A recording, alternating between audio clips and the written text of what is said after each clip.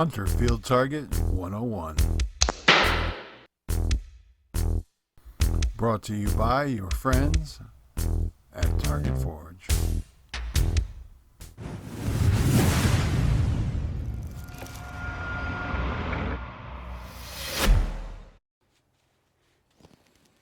Hello everyone, welcome to the very first episode of Hunter Field Target 101.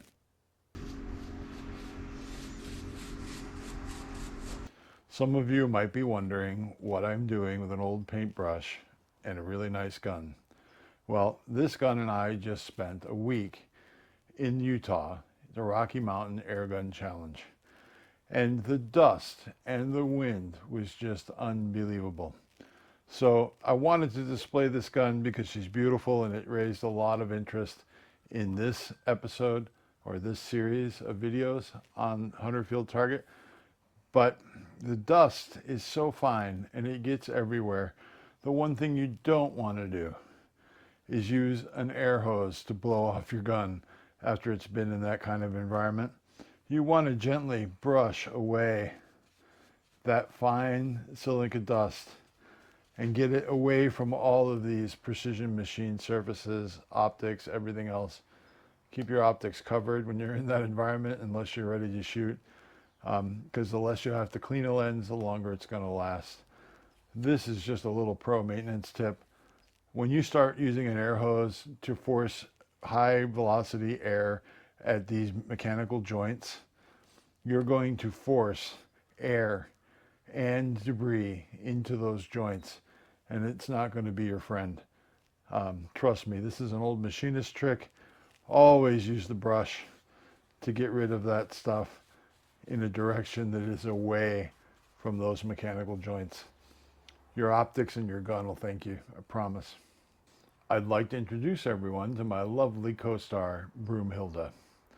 We're going to get more into her little bits and what makes her unique among spring air guns.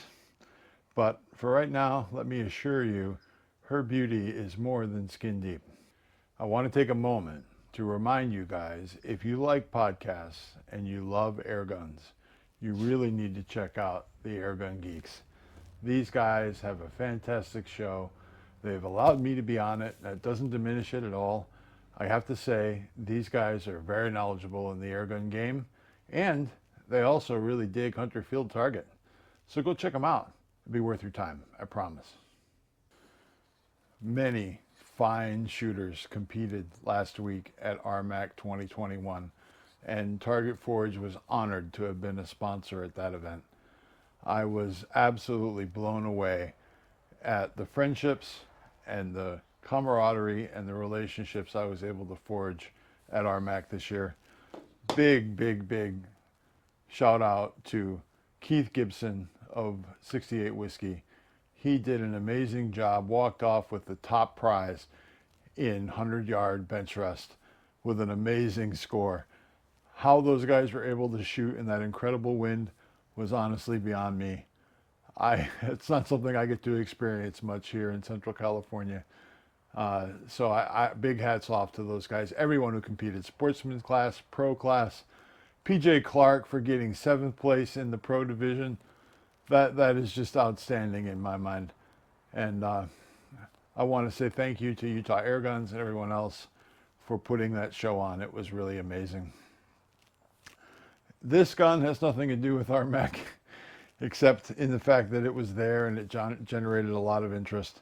But we're going to talk some more now about the details of what makes this gun special and unique, and why I think it is my best effort to put forward to start Hunter Field Target with this. Let's get into it. So real quick, what is this series, Hunter Field Target 101, going to cover? Well, this series, I hope to cover the build of this gun. Now I know this is probably not a 101 level element of Hunter Field Target, but for me and my personality, I've got to go into this with my best foot forward. So I'm going to go all out on this build and make this gun the best I can possibly make it. But that's just me. Could you just go grab a cheap Springer off the rack throw some glass on it and go have fun at 100 field target? Absolutely, without a doubt. And that's really what 100 field target is all about. It's about inclusion. It's about sportsmanship. It's about getting out there, having some fun, and shooting whatever level gun you have. You don't have to go to this level. I do. It's a character flaw. The next thing this series is going to cover is the setup. The things that are unique to 100 field target that you need to do before you ever go to your first match. Getting your distances recorded on your wheel so that you can accurately place shots at unknown distances on the course. One of the rules about 100 field target, you don't know what range you're going to be shooting at. So you've got to be able to hit what you're aiming at, and you need to know how far away it is, because we all know about those loopy trajectories that pellet guns have. We're also going to look at going to my first match, my first competition in 100 field target. We're going to film that. We're going to interview some folks about 100 field target while we're there. This is really meant to be an introduction to 100 field target, and I hope to bring you the best content I can. The action on this gun is from Wyrow. It is an HW97K in the fake stainless colors. I hate to say fake, the faux stainless look. I think it's mostly nickel plate. It's been quite a chore trying to find a powder coat that will match this Nautilus wheel to this color, but we'll see how good we get. Maybe we just want to contrast it. I don't know. But anyway, this action is one of the two best springers that I'm aware of. The TX200 and the HW97K are both excellent choices for 100 field target. They are excellent choices for a springer, period. My choice in a spring gun, I don't want the barrel moving. I don't want to worry about that lockup every time I load a pellet. I want to know that this barrel is fixed. So this is an under-lever gun. Again, right now this action is bone stock from Wyrow. And when I was at Utah Airguns, their indoor range, it's just getting near the end of its break-in period. And this action printed a .488 diameter group, 7 shots at 30 yards. I think that's pretty outstanding for a springer, but we're going to drive it even better. We're going to try and make this the best shooting springer I've ever shot. And it's got some stiff competition because I have a 1988 RWS Model 52 that has a Vortex piston kit in it, and it is a lights out shooter. So this gun, it's getting close. It's just getting broken in, and it's already on its way to greatness. The next thing we have is a custom stock laminate from LP Customs in Poland via Airguns of Arizona. They were kind enough to discount the stock scope off my purchase and then ship this put together with the LP stock. This is the TAC 2 in mountain camo, and I think it is a lovely looking gun with the combination of the stainless and this mountain camo. The glass on top, I had a tough time with this, and I really reached out to a lot of my friends in the industry. Justin Jacobson at Utah Airguns and I had a very lovely conversation on the phone. He was on the road coming back from Arizona. And his recommendation was either the Element Helix or the Optison EVX. And the Optison EVX is a gorgeous piece of glass. What I didn't like about it was the contours on the Parallax wheel. Make it difficult for you to get a really nice custom-made Nautilus wheel or even a round wheel to go with your scope. And I really wanted this. This to me is an important part of hunter field target. Getting that range as accurately as possible is super important. So I went with the Helix. Honestly, I just won an EVX scope at Rocky Mountain Airgun Challenge. I saw it in the raffle and I put a couple of tickets in there and I won one of the silly things. And it's a gorgeous piece of glass. It really is.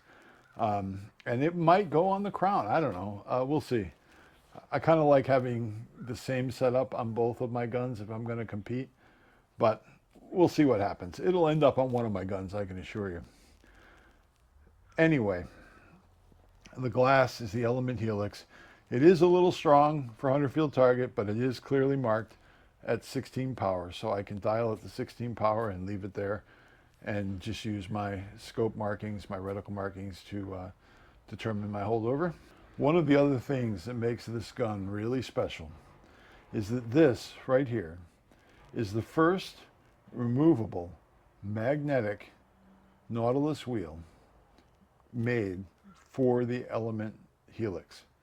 This is from Scopeworks, and I can tell you that Eric at Scopeworks does amazing work.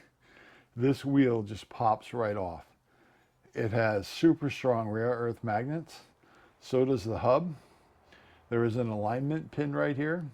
And when you have this diameter, which is very precisely machined, and this pin lined up, the whole thing just goes ka-chunk right in there, and you get accurate registration, and you can pop your Nautilus wheel off. Why is popping a Nautilus wheel off important? 2 reasons for me. Number one, I don't want a Nautilus on this gun if I'm taking it in the field.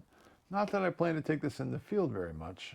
Talking about brush, tree conditions, things like that. This looks like it would probably be a nightmare trying to negotiate brush. So I also got a lovely wheel to go on this too for when I don't want these big openings catching stuff as I'm walking by. But the most important thing is that this Nautilus wheel can pop off the scope. I can drop it in the case, put this in its spot in the case, and everything's safe and sound. Nothing's going to stress the optical train in my scope. Having this big wheel on there and clamping a case down on it, I didn't want that. I didn't want to risk a shock going through the case and potentially damaging my carefully set up scope right before a match. So the wheel pops off, pops on, super accurate, super repeatable. I have not decided on a color yet for this. I do have some powder coat on the way, and I'm going to make some swatches up and see how it looks with the rest of these colors. But this gun's got to look good.